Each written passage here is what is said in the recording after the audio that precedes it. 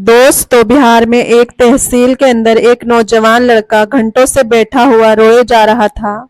उसके साथ उसकी दो नौजवान बहनें भी थी, वो भी उसके साथ बैठे हुए रो रही थी, क्योंकि आज उस लड़के ने अपनी सभी खेती बाड़ी की जमीन किसी को बेच दी थी और इसी बात का उसे गहरा सदमा लगता है। वो अपने अंगूठे पर लगे उस स्याही के निशान को देखता है। उसे देखकर लगता था कि मानो अब सब कुछ खत्म हो चुका है। तहसील के अंदर बैठे बैठे ही उन तीनों को सुबह से शाम हो जाती है। तभी एक महिला अधिकारी जो अपनी ड्यूटी पूरी करने के बाद अपने घर वापस जा रही थी, जब उस महिला अधिकारी की नजर उन तीनों रोते हुए बहन भाई पर पड़ती है तो वो उन्हें अपने पास बुलाती है और उनके मामले को गंभीरता से समझने का प्रयास करने लगती है। उसके बाद वो उनसे कहती है कि ऐसा करो, तुम तीनों मुझे तहसील के बाहर मिलो। दोस्तों, तहसील के बाहर सड़क पर उनकी फिर से उन महिला अधिकारी से मुलाकात होती है और इसके बाद मैडम उन तीनों को अपनी गाड़ी में बिठाती है और अपने घर की तरफ ले जाती है। दोस्तों, ये बहुत ही अद्भुत और इंटरेस्टिंग कहानी है। आइए जानते हैं पूरी कहानी की सच्चाई इस वीडियो में। लेकिन वीडियो में आगे बढ़ने से पहले मैं आप सभी से विनम्रता से निवेदन करती हूँ कि आप वीडियो को एक लाइक कर दीजिए और चैनल को भी सब्सक्राइब कर लीजिए, जिससे कि मेरा हौसला बढ़ता रहे। दोस्तों, ये कहानी है बिहार के बक्सर जिला की एक लड़का जिसका नाम ओमकार होता है। मार्च 2020 का महीना था। एक दिन सुबह सुबह एक ब्लैक कलर की स्कॉर्पियो उसके घर के सामने आकर रुकती है और उससे 4-5 लोग बाहर निकलते हैं और फिर ओमकार को बाहर बुलाकर उसे अपनी गाड़ी में बिठा लेते हैं। बैठा क्या लेते हैं, बस यूं ही समझिए कि जबरदस्ती उसको उठा लेते हैं और गाड़ी में डाल देते हैं। फिर तहसील की तरफ गाड़ी मोड़ लेते हैं। तहसील जाते हैं, वकील के पास पहुंचते हैं, जहां पहले से ही ओमकार की 4 बिघे जमीन के कागजात तैयार रखे थे। बस उसके दस्तखत और अंगूठे का निशान लगाना बाकी रह गया था। दोस्तों, वो दस्तखत भी कर देता और अंगूठा भी लगा देता है। उसके बाद आगे आगे वकील, बीच में ओमकार और उसके पीछे वो दबंग लोग रजिस्टर कार्यालय की तरफ बढ़ने लगते हैं। वहां जाते हैं तो ऑफिस के अंदर एक तेज तरार महिला अधिकारी बैठी होती है, जिनका नाम स्नेहा शर्मा होता है। दोस्तों, कहानी में उनका असल नाम को बदल दिया गया है। ये जानकारी गोपनीय रखी जाती है। स्नेहा शर्मा, जो कि एक पीसीएस अधिकारी थी, तेज तर्रार स्वभाव की महिला थी। 28-30 साल की उनकी उम्र होती है। उनके टेबल पर बहुत सारी फाइल रखी हुई थी। अब जब इनका नंबर आता है तो ओमकार को अकेले ही अंदर बुलाया जाता है। स्नेहा ओमकार की तरफ देखती है और पूछती है कि बताइए, क्या हाल चाल है ओमकार जी, आप अपनी जमीन क्यों बेच रहे हैं? तो ओमकार कहता है, मैडम कुछ दिक्कत परेशानी चल रही है। तो स्नेहा शर्मा उससे कहती है कि जरा मुझे भी बताओ क्या परेशानियां हैं। तो ओमकार कहता है कि मैडम सैकड़ों परेशानियां हैं, अब मैं आपको क्या ही बताऊं। तो मैडम कहती है, क्या ये जमीन बेच देने के बाद तुम्हारी परेशानियां खत्म हो जाएंगी? क्या तुम्हें इस जमीन के सारे पैसे मिल चुके हैं? तो ओमकार कहता है, जी हाँ मैडम, मुझे मेरी जमीन का सभी रुपया पैसा मिल गया है, एक भी पैसा उधार नहीं रखा है। फिर वो उसके चेहरे को गौर से देखती है तो उसकी आंखों में आंसू भरे हुए थे। मैडम उससे आंखों ही आंखों में इशारा करते हुए पूछती है कि क्या बात है, क्या हुआ है? दोस्तों, वो कोई जवाब नहीं दे पाता। 2-4 बूंद आंसू उसकी आंख से टपक जाते हैं। उसके बाद कहता है कि मैडम कोई बात नहीं, बस ऐसे मेरी आंखें भर आई हैं। तो फिर मैडम भी कहती है, अच्छा ठीक है, अब बाहर चले जाओ। उसके बाद जमीन को खरीदने वाले लोगों को नाम बोलती है तो दोस्तों, 4-5 लोग ऑफिस के बाहर ही खड़े हुए थे। मैडम के बुलाने पर उनमें से 2 व्यक्ति ऑफिस के अंदर जाते हैं। मैडम उनकी तरफ देखती है और भली भांति पहचान जाती है, क्योंकि वो अक्सर 2 महीने में किसी न किसी जमीन की रजिस्ट्री कराने के लिए आते ही रहते थे। पिछले 6 महीने में उनकी ये 10वीं या 11वीं रजिस्ट्री थी। तो वो जब मैडम के सामने आते हैं तो मैडम उन्हें पहचान जाती है। मैडम बोलती है कि सर कैसे हैं आप और कितनी जमीन आप नाम करा रहे हैं? तो वो बोलते हैं कि मैडम सिर्फ 4 बीघा ही जमीन उस ओमकार के पास है, वही वो बेचना चाहता है, वही ले रहे हैं और इसमें ज्यादा उसके पास कुछ है भी नहीं है। इतना कहकर वो मुस्कुराने लगते हैं। मैडम उनकी तरफ देखती है और फिर कहती है, क्या आप लोगों ने उन्हें जमीन का सभी पैसा दे दिया है? तो वो लोग कहते हैं, हाँ मैडम, हम सभी पैसा उसे दे चुके हैं। फिर वो कहती है कि कुछ पैसा उधार या बकाया तो नहीं रहा है? कैसे कैसे आपने पैसा उन्हें दिया है, मुझे बताओ। तो वो लोग कहते हैं कि मैडम, अगर कायदे से देखा जाए तो भी हमारा ही उसकी तरफ बहुत पैसा निकल रहा है, उल्टा हमारे ही पैसा उन पर उधार है। वो कहती है, अच्छा ठीक है, अब आप बाहर जाकर बैठ जाइए। फिर वो अपना सिग्नेचर करती है और उस फाइल को आगे बढ़ा देती है। जो उनके सहकर्मी बैठे होते हैं टाइपराइटर लोग, उनके पास फाइल को टाइप करने के लिए भिजवा देती है। अब जैसे ही ये रजिस्ट्री पक्की हो जाता है, बेनामा उनके नाम आ जाता है, तो वो सभी लोग वहीं जश्न मनाने लगते हैं। तहसील से बाहर आते हैं और मिठाइयाँ खरीदते हैं, एक दूसरे का मुंह मीठा कराने लगते हैं और उसके बाद कुछ देर हल्ला मचाने के बाद अपनी गाड़ी में बैठकर अपने घर वापस चले जाते हैं। और इधर जो ओमकार होता है वो कार्यालय से बाहर आता है और तहसील के अंदर ही काफी सारे पेड़ लगे हुए थे, वहीं एक पेड़ के नीचे बैठ जाता है और वहीं पर आंसू बहाने लगता है, सिसक सिसक के रोने लगता है। वो सोच रहा था कि उसका तो अब सब कुछ लुट चुका है, सभी कुछ खत्म हो गया है, अब वो अपने घर जाए तो जाए कैसे। अब जिन्होंने जमीन अपने नाम कराई थी वो गांव में पहुंचते हैं तो खूब शोर शराबा मचने लगता है। सभी गांव वालों को पता चल जाता है कि आज इन्होंने ओमकार की जमीन को अपने नाम करा लिया है। तो जो ओमकार की दो बहनें होती हैं वो भी देख रही थी कि ये लोग तो आ गए हैं, लेकिन हमारे भाई अभी तक वापस क्यों नहीं आया। अब उन दोनों की चिंता बढ़ जाती है क्योंकि उनका भाई 3-4 दिन पहले से ही बहुत ज्यादा डिप्रेशन में था।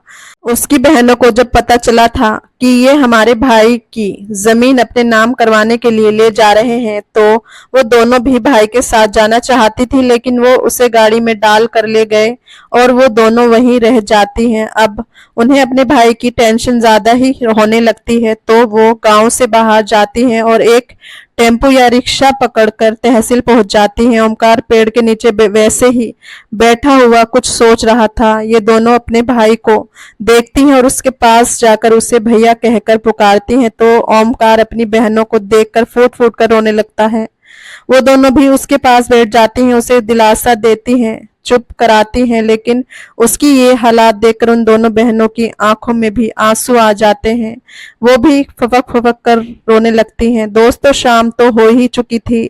अब तहसील में ज्यादा कुछ लोग बचे नहीं थे। जो भी थोड़े बहुत व्यक्ति थे उन्हें रोता देख रहे थे। उनके पास आते हैं और पूछते हैं कि क्या हुआ है, क्यों तुम लोग रोए जा रहे हो। तो वो दोनों बहनें बातचीत करते हुए कहती हैं कि कोई बात नहीं, बस हमारी कुछ जमीन बिक चुकी है, उसी का हमें दुख है, इसलिए रोना आ रहा है। अब उनकी बातों को सुनकर सभी लोग वापस ये कहते हैं चले जाते हैं कि ऐसा तो यहाँ रोजाना होता ही रहता है। अब उसकी बहनें कहती हैं कि भैया घर चलो, शाम ढल रही है, लेकिन ओमकार घर जाने का नाम नहीं लेता। वहीं बैठे बैठे कुछ समय और बीत जाता है और तहसील भी अब बंद हो जाती है। तभी जो मैडम रजिस्ट्रार होती है स्नेहा शर्मा, वो अपनी गाड़ी में बैठकर अपने घर को जा रही थी। वो जिले में रहती थी और जिला तहसील के करीब 10-12 किलोमीटर दूर था। वो वही अपने घर जा रही थी, तभी उनकी नजर ओमकार के ऊपर पड़ जाती है। रेड कलर की उसने टी शर्ट पहन रखी थी। वो दूर से ही ओमकार को पहचान लेती है। अपने ड्राइवर से कहती है कि जरा गाड़ी को साइड में रोको। ड्राइवर गाड़ी एक तरफ को रोक ले देता है। मैडम ड्राइवर से कहती है कि वो जो लड़का वहां पेड़ के नीचे बैठा हुआ है उसको यहाँ बुलाकर ले आओ। दोस्तों, ड्राइवर उसके पास जाता है और कहता है कि मैडम आपको बुला रही है।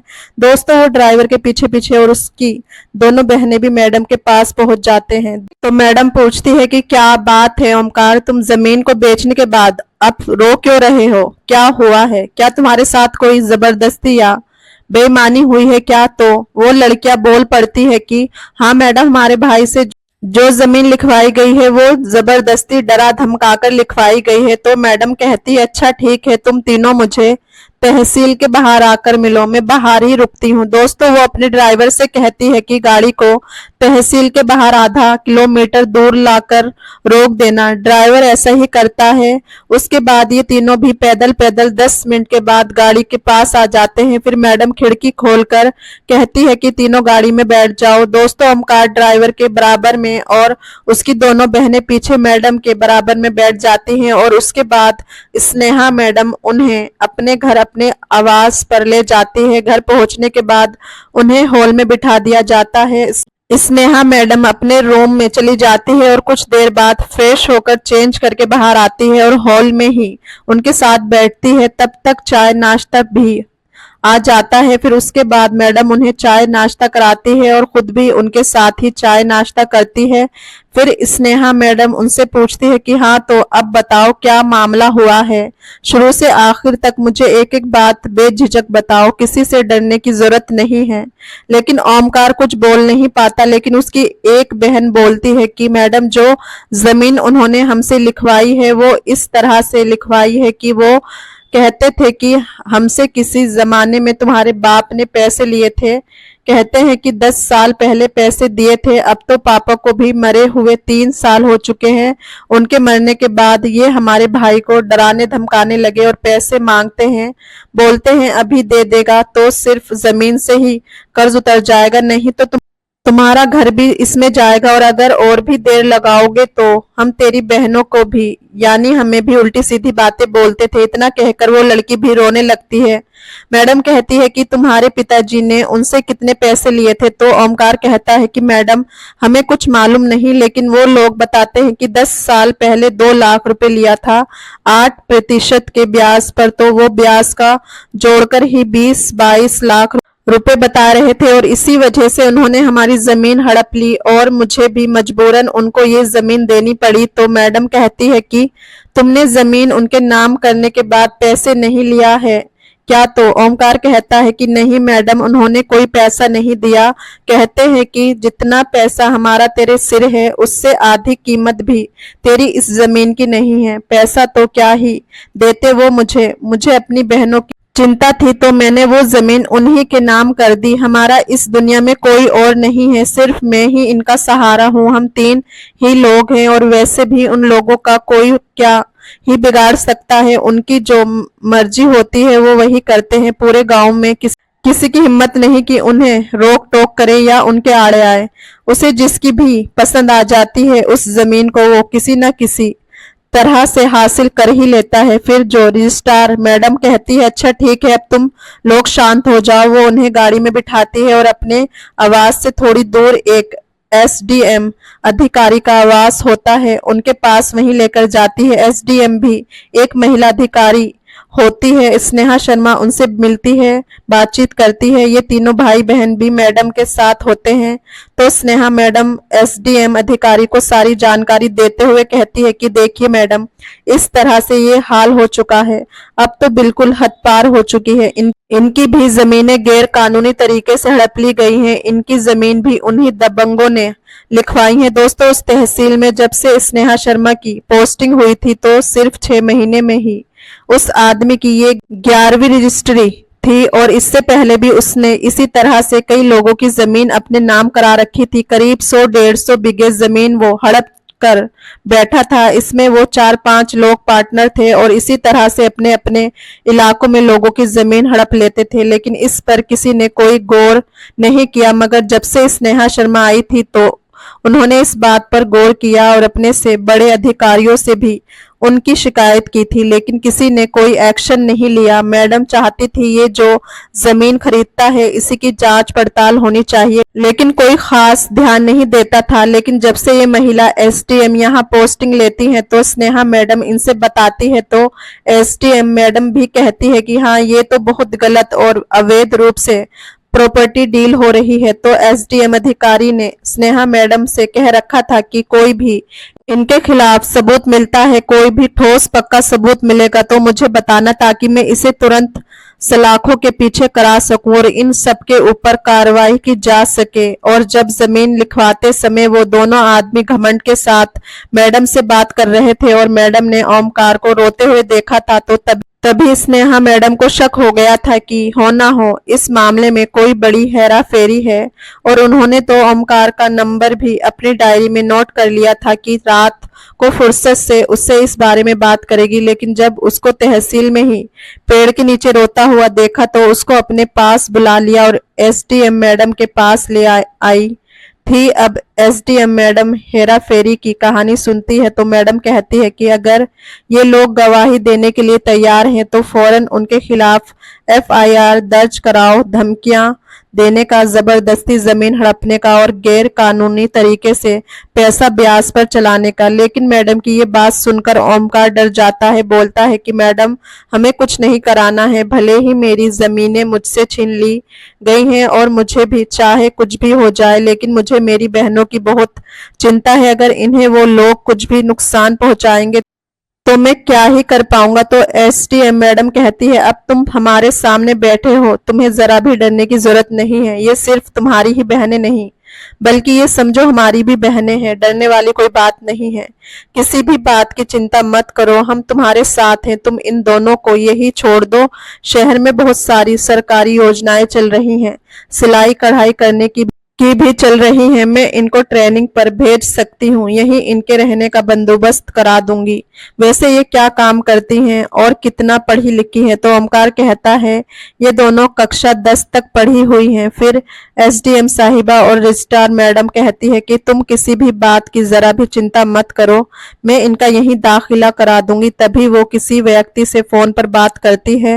वो कहता है मैडम कल ही दाखिला हो जाएगा, बिल्कुल टेंशन मत लीजिए, मैं कल ही इस काम को करा दूंगा। अब वो दोनों ओमकार को समझाती हैं। ओमकार बहुत ज्यादा डरा हुआ था, उसे दिलासा देती हैं, उसका हौसला बढ़ाती हैं। किसी तरह से वो गवाही देने के लिए तैयार हो जाता है। सिर्फ इतना ही एसडीएम साहिबा के लिए काफी था और इसके बाद वो पास के ही पुलिस स्टेशन में कॉल करके सूचना देती है कि चाहे जो कुछ भी करना पड़े लेकिन इस मामले की तह तक जाओ और जांच करो। दोस्तों पुलिस अगले दिन जाती है और उन चारों के घरों में पहुंच जाती है, उनसे पूछताछ करती है तो वो रोब जमाने लगते हैं, पुलिस को ही धमकियां देने लगते हैं। और दोस्तों पुलिस को भी बस यही चाहिए था कि किसी तरह ये लोग हमें धमकियां दें और फिर हम इन पर बढ़िया से कार्रवाई शुरू कर दें। दोस्तों इसके बाद पुलिस उन्हें अपनी टीम बुलाकर उठवा लेती है। पुलिस को धमकाने के आरोप में, सूदखोरी के आरोप में और भी कई मामले रिपोर्ट लिखकर पहले तो उन्हें जेल में बंद करते हैं और फिर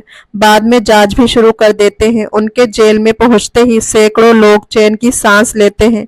उसके बाद और भी कई लोग पुलिस स्टेशन आते हैं जो उनके सताए हुए थे, वो भी अपनी शिकायत उनके खिलाफ दर्ज कराते हैं। दोस्तों ये मार्च 2020 की बात थी। पुलिस उनसे कहती है कि वो रजिस्टर दिखाओ या वो डायरी दिखाओ जिसमें तुमने लिखा था कि तुमने इनके पिता को 2 लाख रुपए उधार दिए थे। इनके पिता से तुमने कहीं तो अंगूठा लगवाया होगा, तो वो सबूत हमें दिखाओ जो हमें भी तुम्हारी बात पर यकीन आए। लेकिन दोस्तों वो लोग कोई भी सबूत नहीं दिखा पाते। उनका तो यही काम था कि जिसकी भी उन्हें जमीन चाहिए होती थी उसके घर परिवार में कोई ना कोई उनसे पैसे लिए ही होता था। उनकी यही कहानी थी। इस तरह के बहुत से भूमाफिया आज भी इस देश में हैं, हर एक राज्य में हैं। तो उन्हीं के जैसा वो भी एक छोटा मोटा भूमाफिया था। अब इसके बाद उनकी पूरी टीम को हिरासत में ले लिया जाता है और उनके ऊपर मुकदमा चलाया जाता है। और जो ओमकार की बहनें थी अपना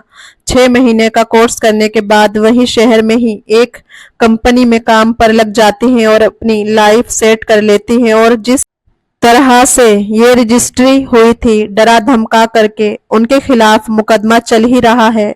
उम्मीद है कि कोर्ट जल्द ही ओमकार के हक में अपना फैसला सुना देगा। तो दोस्तों ये रही पीसीएस अधिकारी और एसडीएम अधिकारी की ईमानदारी की मिसाल, जिन्होंने ओमकार को इंसाफ दिलाया और उसकी बहनों की भी जिंदगी संवार दी। आप क्या कहना चाहोगे दोनों मैडम के बारे में? आपकी जो भी राय है कमेंट करके जरूर बताइए। और अगर कहानी आपको जरा भी पसंद आई हो तो वीडियो को एक लाइक कर दीजिए और चैनल को भी सब्सक्राइब कर लीजिए। मिलते हैं फिर से एक और नई इंटरेस्टिंग कहानी के साथ। तब तक के लिए धन्यवाद।